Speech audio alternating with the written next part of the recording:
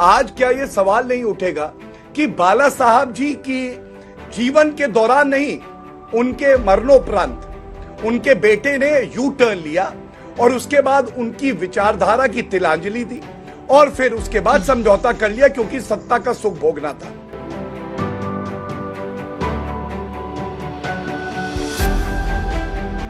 बाला साहब ठाकरे जो विचारधारा रखते थे उसका ही अपमान करते हैं। इसका मतलब अंजना जी ये है, ये हमसे सवाल नहीं पूछ रहे, ये बाला साहब ठाकरे से सवाल पूछ रहे हैं, क्योंकि बाला साहब ठाकरे जी हिंदू होने पे भी गर्व करते थे और उन्हें हिंदुत्व पे भी गर्व था।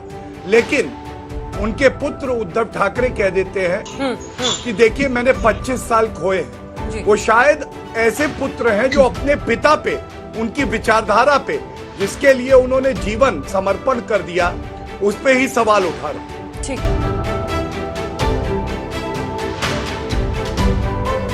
बाला साहब ठाकरे जी जिंदा होते और वो देखते भव्य राम मंदिर बन रहा है जिसके लिए भाजपा ने अपनी 4 प्रदेश की सरकारें जो है न्यौछावर कर दी, तो क्या वो खुश ना होते? आप बताइए, काशी विश्वनाथ धाम बना, वो देख के कहा खुश ना होते? और आपने कहा पहली बार हिंदू अस्मिता के लिए जो हम लड़ाई लड़ रहे थे उसमें हमारी जीत हुई है।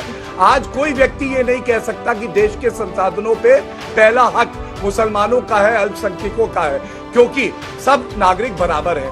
मेरी समझ से बाला साहब ठाकरे जी की जो विचारधारा है, जो भाजपा की विचारधारा है, वो आगे बढ़ रही है और उद्धव ठाकरे जी आज कहीं ना कहीं उस विचारधारा से टूट गए हैं। और इसीलिए मैं कहूंगा, खुद कार्टूनिस्ट होने में और कार्टून बन जाने में बहुत फर्क है।